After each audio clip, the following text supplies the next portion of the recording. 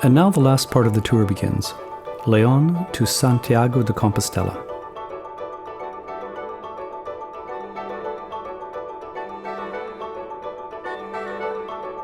The Camino becomes increasingly busy as I leave León. To be awarded the Compostela or Pilgrims certificate, the pilgrim must walk or travel on horseback at least 100 kilometers, or cycle at least 200 kilometers. Many people with limited time start their Camino in the vicinity of León. The first major town of interest after León is Hospital de Orvivo. It has one of the oldest bridges in Spain with 20 arches spanning over 200 meters. In olden days, the town boasted month-long jousting tournaments. 15 kilometers after Hospital de Orvivo, I arrive at the hilltop town of Astorga, well known for Gaudi's stunning Bishop's Palace and its magnificent cathedral.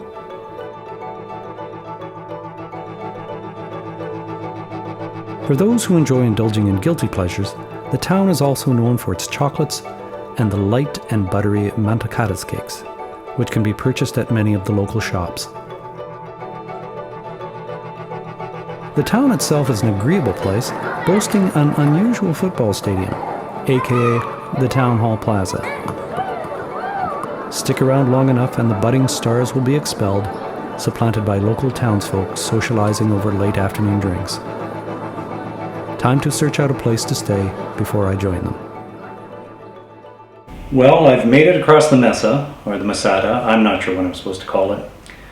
I thought it was going to be a pretty easy 3 or 4 day ride, but it turned out to be quite a bit more difficult than I thought. Constant wind blowing right in my face all the time, and to add insult to injury, a rainstorm every once in a while that would wipe me out. But anyways, I got through it. The towns along the way were interesting enough, but the riding, I must admit, was a little bit disappointing. It's pretty flat, and it was following the N120, which is sort of one of the major roads. But anyways, that's done, and now I'm in a little town called Astorga, or Astorga. The idea was to roll in here and have a little bit to eat and then ride another 15 kilometers or so to a campground where I was going to stay this evening. But when I checked in at the tourist information center here, the nice gentleman informed me that the campground was no longer running. So I asked if there was a little place that I could stay at, a little pension or a hostel or something that I could stay at here in town, and he recommended the place where I am now, which I think, I'm not sure, but I think it's a retirement center run by a religious order. What I do know is it's the quietest and the cleanest place I've probably ever stayed. I also know that there's a crucifix or a Christ image above the bed, and I'm a little worried because I want to make sure that I don't have impure thoughts tonight. That would be very, very bad. Anyways, the idea is to get up in the morning, get an early start, and start the last part of the tour, which should be 5 or 6 days into Santiago de Compostela. Apparently it's a bit of a demanding ride. There's a couple of mountain ranges, small mountain ranges that I have to cross. But hopefully I'll be there in 5 or 6 days with enough room left in my créanciol. If you remember back to Puy-en-Velay, the créanciol that I started, I have to have enough room to get that final stamp. So I should be there in 4 or 5 days, and that's when I'll talk to you next. The Meseta now well and truly behind me, it's time to tackle the Montes de León. The section of the route from Astorga to the Cruz de Ferro is known as the Maragateria. Its unusual villages are worth exploring. The Maragatos, inhabitants of the villages, were the muleteers of Spain. Unique in their customs and lifestyle, very little is known about their origins. Quickly passing the rather tacky villages of Santa Catalina de Somoza and El Ganzo, where I feel like I'm suddenly on a beach holiday in southern Thailand, the climb over the Montes de León begins in earnest at Rabanal del Camino.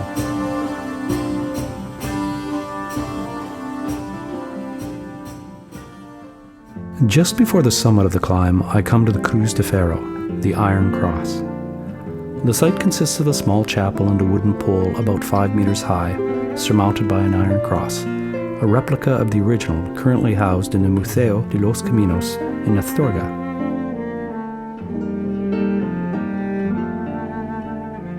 Legend has it that when the Cathedral of Santiago de Compostela was being constructed, pilgrims were asked to contribute by bringing a stone from their place of origin. The stones were discarded at the base of the pole, and over the years a large mound has formed.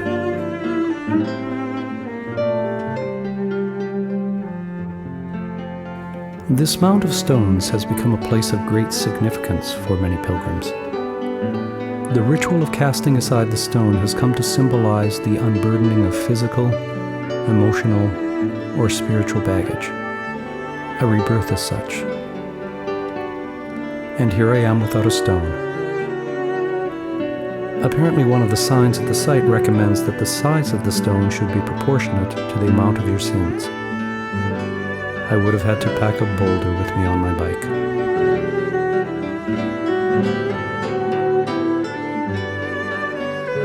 Never want to feel the need for ritual. I move on.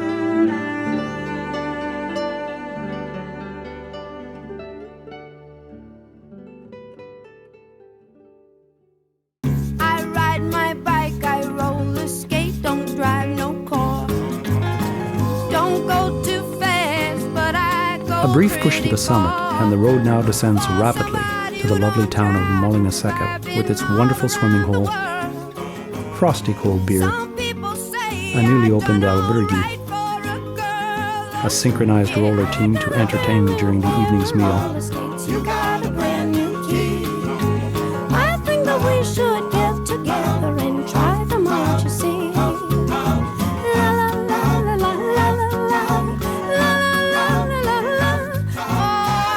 And a good night's sleep.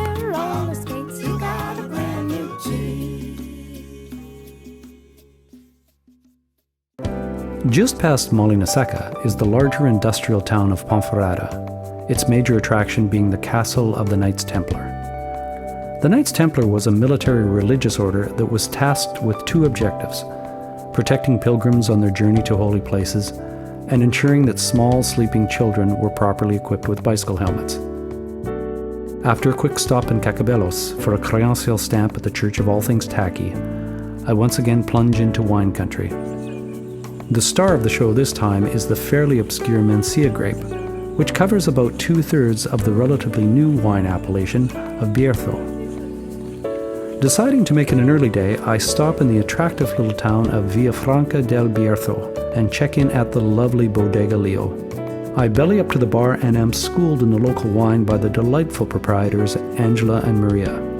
The old family house has been lovingly restored and now functions as a highly regarded albergue. Other pilgrims begin checking in, so I take my leave and have a wander about the town before searching out a local restaurant recommended by Angela. Hearty country fare prepares me for the next day and the last major climb of the trip. I get an early start and join the other cyclists and walkers on my way to O Cebreiro.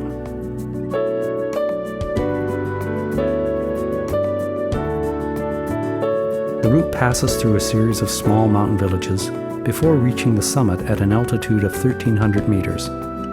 O Cebreiro is a unique village set high in the Cantabrian mountains. It has about a dozen houses, half of which are ancient palozas, strange thatched buildings dating back to the Bronze Age. Once over the pass, I'm on my way to Porto Marin via the charming town of Samos, with its stunning Benedictine monastery and large refuge. The mountains now squarely in my rearview mirror, the road continues with a series of climbs and swift descents into Porto Marin. The uncharacteristic orderliness of this town is explained by the fact that it was relocated from its original location in the 1960s, when the Minho River was dammed, thus creating the Belazar Reservoir. The town was submerged, but not before most historic buildings were moved brick by brick to the new site. The town has a lovely campsite, which makes for a great place to spend the evening. The end now in sight, I have the bit firmly between my teeth as I cycle through the green Galician hills.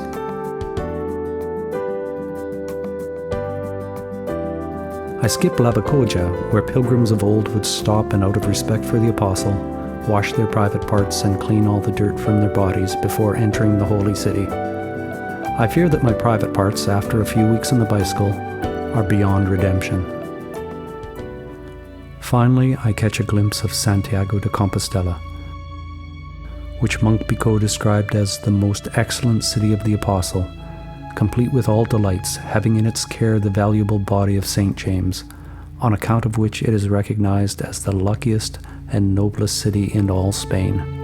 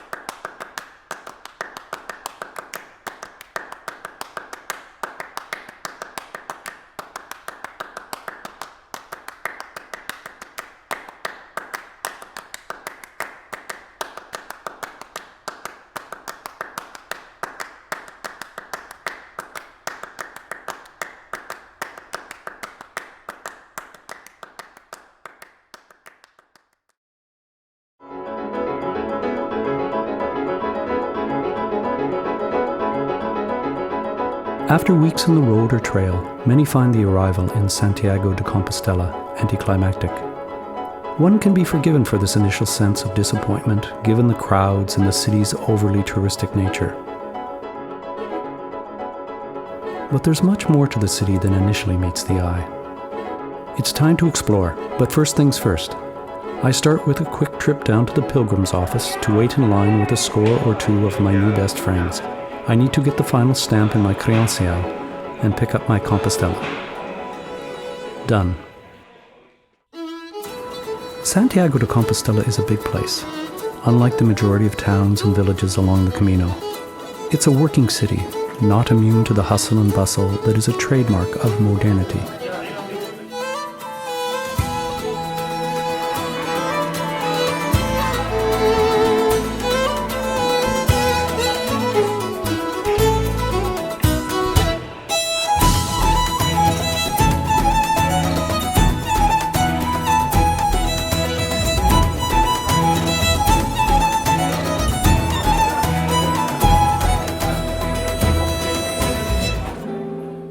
It's also a city that beautifully integrates this modernity with the enduring wonders of the past.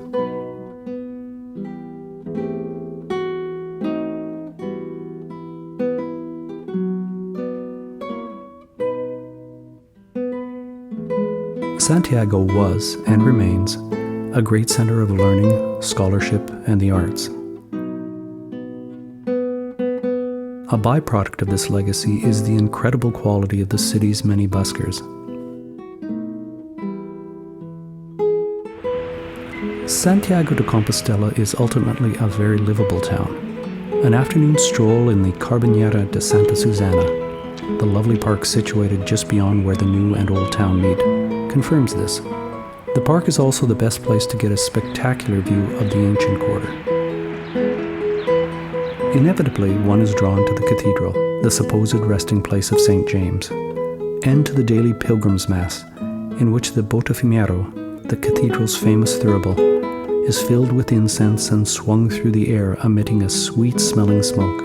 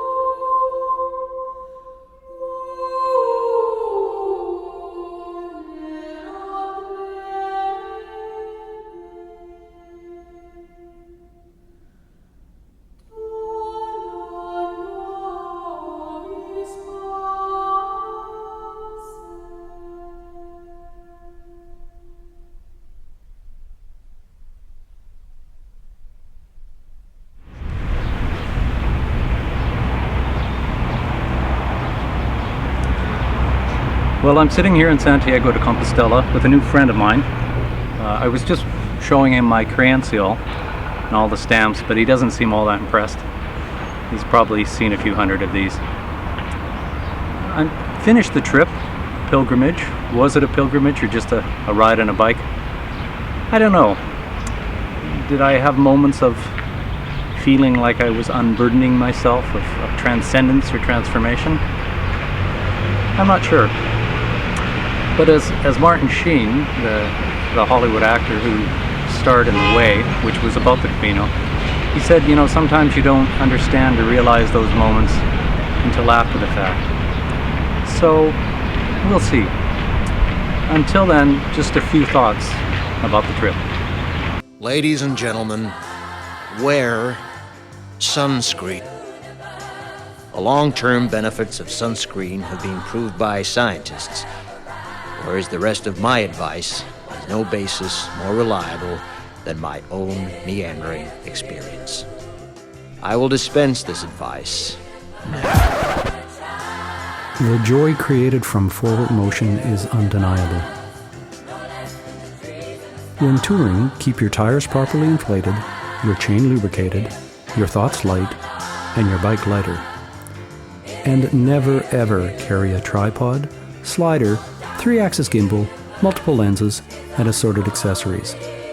If you're stupid enough to do this, assume all your new shit is going to break. It's been said that the real challenge of the Camino is internal. I call bullshit when I'm slogging my way up the steep hill out of Conques. God, if he does exist, always seems to give you one unexpected hill to climb at the very end of the day. I understand the idea of having one's faith tested, but when you profess to have little faith in the first place, is this really necessary? Santiago de Compostela has truly exceptional buskers. León and Santiago have truly creepy children's entertainers. French bakeries are better than Spanish ones, but the Spanish make up for it with their candy shops. Spanish newscasters are very sexy in a masculine sort of way. Modern-day pilgrims say the most curious things. For example, it would be good if we could just get rid of the walking part today. Or, make your playlist public and I'll follow you on Spotify. I'm not sure what the latter means. People who draw arrows or post signs directing people off the trail to their albergues are evil. You should never have to pay to enter a church or a cathedral. Above all else, Wear sunscreen. in my earlier travel days, I spent considerable time with a backpack and a paperback. I enjoyed the words of Pico Iyer, who was then writing travel pieces for the New York Times. One day I read Pico's writings about a place I had recently visited. Although exquisitely crafted, the words did not at all reflect the reality of the town being described. I was left with the nagging feeling that Pico would not let the truth get in the way of a good turn of the phrase. I wanted Pico's literary world to be true and accurate, but it simply wasn't.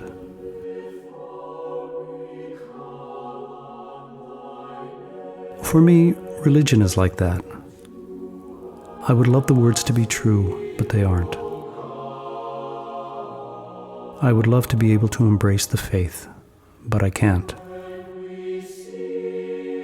What others would have me believe, and what is, are irreconcilable. I want purity and piety, but what I'm so often left with is tourist trains and scaffolding. Still, I waver. I wrote this the morning I left Le Puy-en-Velay.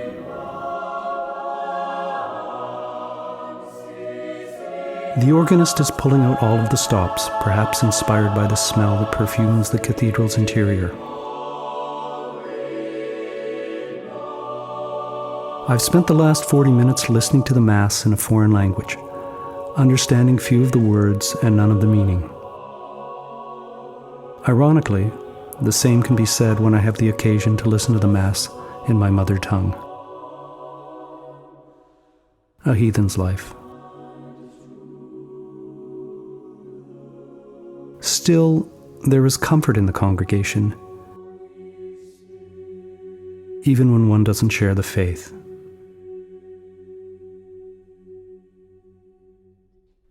Each day this cathedral bears witness to the departure of pilgrims on their long journey to Santiago de Compostela.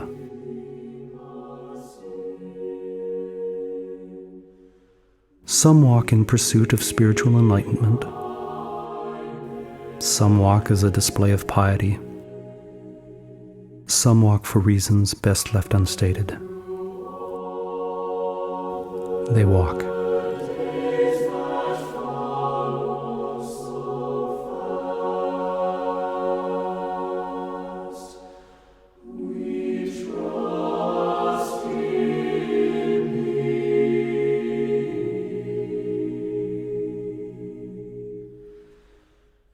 I ride. A pilgrim in the traditional sense I'm not. I prefer the quiet rhythm of the pedal to the slap of the sole. I seek out little more than the burning sensation of spent muscles on a long climb, and the knowledge that the evening's meal will have been well earned.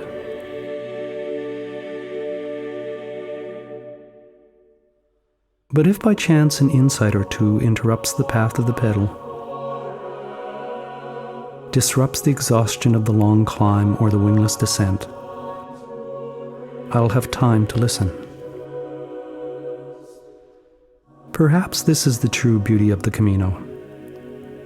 It gives us time to listen.